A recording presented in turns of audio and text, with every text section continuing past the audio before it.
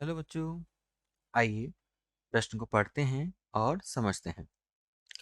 अति परवलय x की घात 2 बटे 25 ऋण y की घात 2 बटे 16 बराबर 1 का अभिलंब जो रेखा 2x धन y बराबर 1 के लंबवत है का समीकरण कौन सा होगा।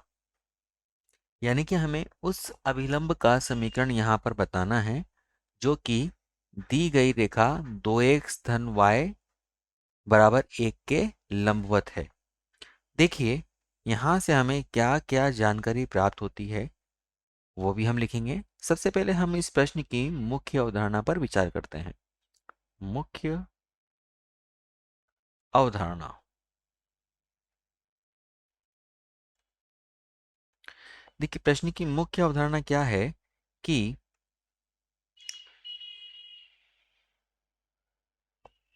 अति परवलय आपके पास होता है x की घात 2 बटे a की घात 2 माइनस y की घात 2 बटे b की घात 2 बराबर 1 पर यदि रेखा y बराबर mx धन c इस पर अभिलंब है तो अभिलंब का समीकरण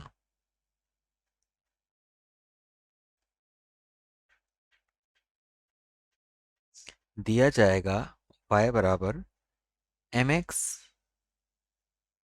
ऋण m a की घात 2 धन b की घात 2 बटे वर्गमूल a की घात 2 ऋण b की घात 2 m की घात 2 से। ये इसके अभिलंब का समीकरण होगा। हमें इस समीकरण को काम में लेना है। अब हमें क्या क्या जानकारी दी गई है देखिए।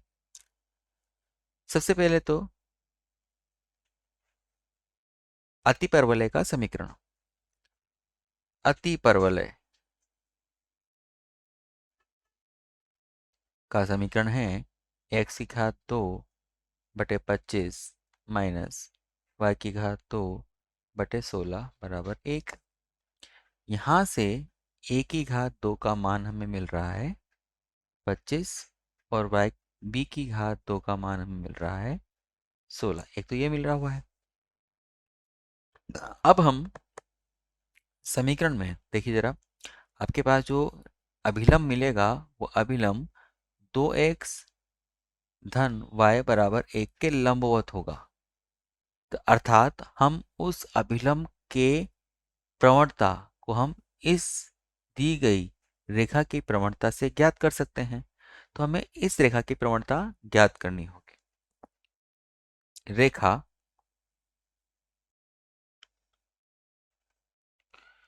दी गई है हमें 2x धन y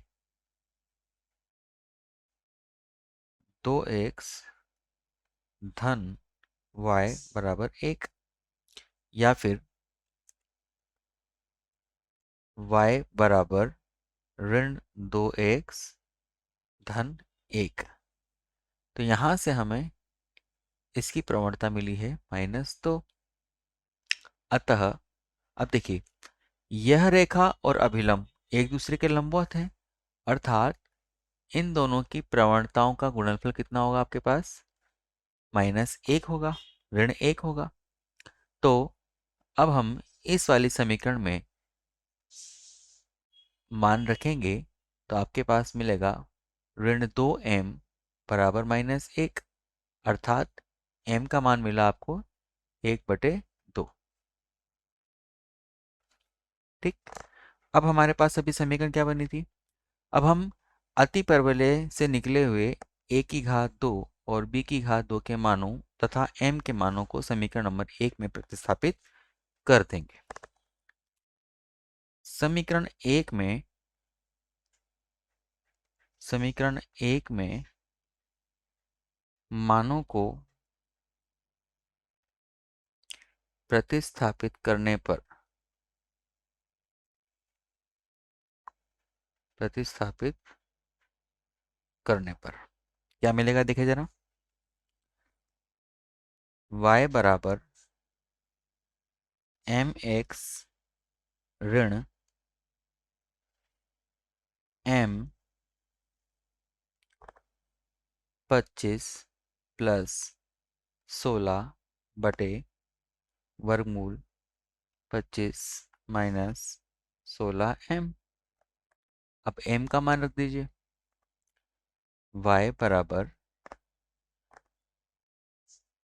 x बटे 2 माइनस ये मिल जाएगा 41 बटे 2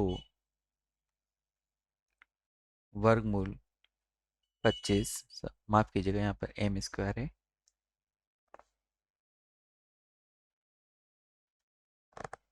माइनस 16/4। y बराबर x बटे 2 ऋण 41/2 वर्गमूल ये मिलेगा आपको 21। लेकिन नीचे से 2 कॉमन निकाल करके और इधर उल्टे हाथ पे y से मल्टीप्लाई कर देंगे तो आपको मिलेगा यहाँ पर 2y बराबर x ऋण 41 बटे वर्गमूल 21 या x ऋण 2y बराबर 41 बटे वर्गमूल 21 या वज्र गुणन से वर्गमूल 21 x माइनस 2y बराबर 41। देखिए यहाँ पर आपका सही उत्तर कौन सा होगा। वर्गमूल 21 x ऋण 2y बराबर 41। तो हमारा सही उत्तर हो जाएगा विकल्प नंबर 1। मैं आशा करता हूँ बेटा आपको ये प्रश्न समझ में आया होगा। धन्यवाद।